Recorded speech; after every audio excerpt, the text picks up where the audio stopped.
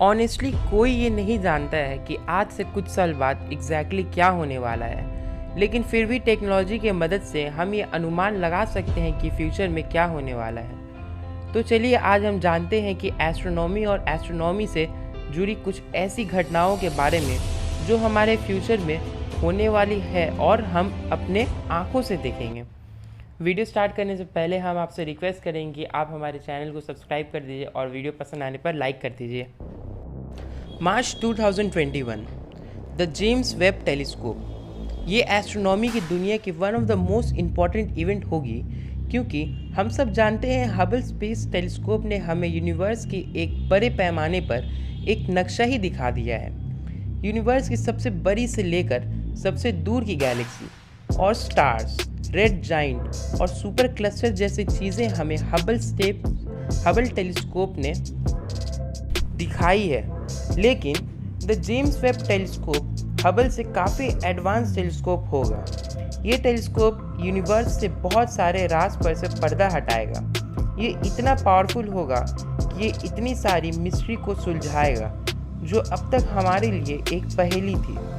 James Webb telescope को बनाने का काम आज भी नासा में चल रहा है और इसके निर्माण कार्य में करीब 10 बिलियन खर्च होंगे। ये टेलीस्कोप जब काम करने लगेगा तो ये हमें बताएगा कि यूनिवर्स 100 मिलियन साल पहले कैसा था, बिग बैंग थ्योरी के बाद कैसा था, जब पहला स्टार और गैलेक्सी का जन्म हुआ था, और हमारे सोलर सिस्टम के शुरुआती दिनों के बारे में भी इसके ही द्वारा पता चलेगा। ये टेलीस्कोप दूर से बहुत सारे गैलेक्सी और ग्रहों के बारे में पता करेगा और उनके एटमॉस्फेयर के बारे में भी, और उस पे जीवन है कि नहीं ये भी बताएगा। नासा ने इसकी शेड्यूल डेट मार्च 2021 रखी है, लेकिन नासा ने कहा है कि कोरोना वायरस की वजह से इसमें थोड़ी देरी हो सकती है। 2022 गगनयान प्रोजेक्ट। भारत की Indian space research organisation ISRO काफ़ी समय से गगनयान मिशन पर काम कर रही है। ये गगनयान प्रोजेक्ट भारत के सबसे पहले मैन स्पेस मिशन होगा, जहां पर इसरो हमारे एस्ट्रोनॉट को स्पेस में भेजेगी। गगनयान प्रोजेक्ट को रशिया और स्पेन भी सपोर्ट कर रहा है, और सब कुछ अगर ठीक रहा तो इसरो 2022 तक भारतीय एस्ट्रोनॉट्स को स्पेस में भेजने में कामयाब हो जाएंगे। इस साल एलन मस्क की स्पेसएक्स कंपनी एक मानव रहित यान मार्स पर भेजेगी। ये स्पेसशिप को पृथ्वी से ही ऑपरेट किया जाएगा और ये मार्स पर ह्यूमन कोलोनाइजेशन का फर्स्ट स्टेप होगा। ईयर 2023 चाइनीज स्पेस स्टेशन बनकर तैयार हो जाएगा। दोस्तों, चाइना अपने खुद के स्पेस स्टेशन बना रहा है और उसका ये दावा है कि साल 2023 तक ये स्पेस स्टेशन बनकर कंप्लीट हो जाएगा और इसकी एक टिकट की कीमत होगी 75 करोड़ रुपीज़। आप 75 करोड़ रुपीज़ में स्पेस के होटल में 12 दिन तक रुक सकते हैं। और इस साल Europe space agency Jupiter ice moon explorer यानी जूस को लॉन्च करेगी। जूस एक स्पेस मिशन है जो जुपिटर के बारफेल मून्स को स्टडी करेगा। साल 2025 दुनिया के 5 या 6 इंसान हमेशा स्पेस में रहते हैं। ये लोग इंटरनेशनल स्पेस स्टेशन में रहते हैं और ये लोग एस्ट्रोनॉट्स होते हैं। मतलब ये कि स्पेस में अभी के टाइम सिर्फ एस्ट्रोनॉट ही जा सकते हैं, कोई नॉर्मल इंसान नहीं जा सकता है। लेकिन ओरियन स्पेस नाम की एक कंपनी है जो स्पेस में होटल बना रही है और उनका कहना है कि वो बहुत ही जल्द होटल का निर्माण कर लेंगे। साल 2025 तक एस्ट्रोनॉट के अलावा दूसरे लोगों को भी स्पेस में ले जाया जाएगा और इस स्पेस होटल में 24 घंटे में 16 बार सनराइज और सनसेट देखा जाएगा, ठीक वैसे ही जैसे इंटरनेशनल स्पेस स्टेशन में एस्ट्रोनॉट देखते हैं। इस साल स्पेस एक्स कंपनी अपने दूसरे कदम आगे बढ़ाएगी। अगर 2022 वाला स्पेस एक्स का मिशन कंप्लीट होता है तो साल 2023 में स्पेस एक्स मार्स पर इंसानों को भेजेगी। ये रॉकेट अगर 2025 में पृथ्वी से निकला तो 2027 तक मार्स पर पहुंच जाएगा, क्योंकि मार्स पर पहुंचने में 150 से 300 दिनों का वक्त लगता है।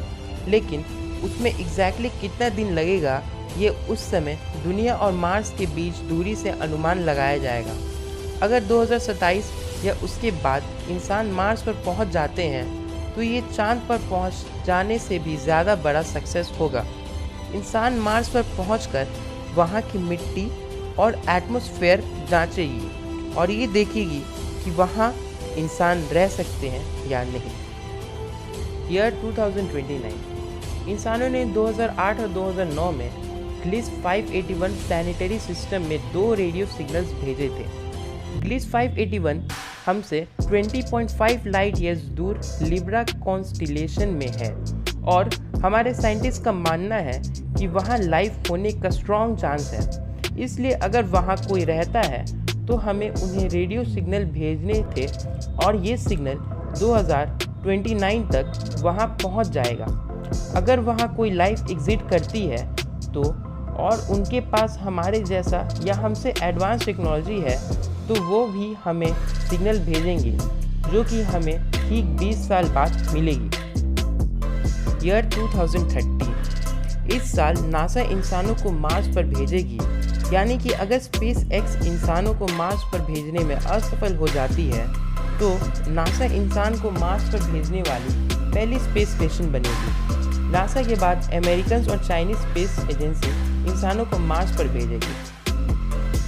ईयर 2050 इस साल में हम ये पता चलेगा कि ग्लिस 581 प्लानिटरी सिस्टम पे लाइफ है कि नहीं, क्योंकि हमने जो सिग्नल उन्हें भेजी थी उन सिग्नल को अगर उन्होंने देखा होगा और अगर उन्हें भी कोई सिग्नल भेजा होगा तो इस साल हमें ये सिग्नल मिलेगा।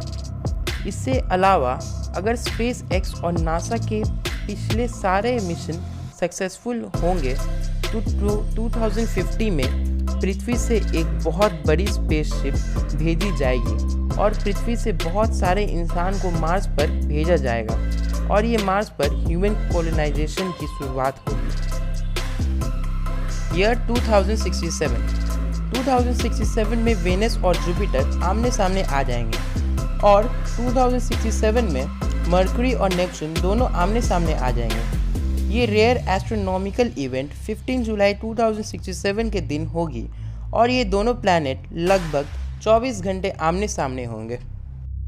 ईयर 2069 नासा 2069 में एक probe Alpha Centauri star system तक भेज सकती है और ये अल्फा सेंचुरी हमसे 4.5 लाइट ईयर दूर है, लेकिन इस सुपर फास्ट प्रोब को 20 साल से भी ज़्यादा वक्त लग सकता है। ये वहाँ पहुँचकर वहाँ के स्टार्स और प्लानिटरी सिस्टम के फ़ोटो भेजेगा और हम अल्फा सेंचुरी को और पास से जान पाएंगे और ये भी जान पाएंगे कि वहाँ पर लाइफ है कि नहीं।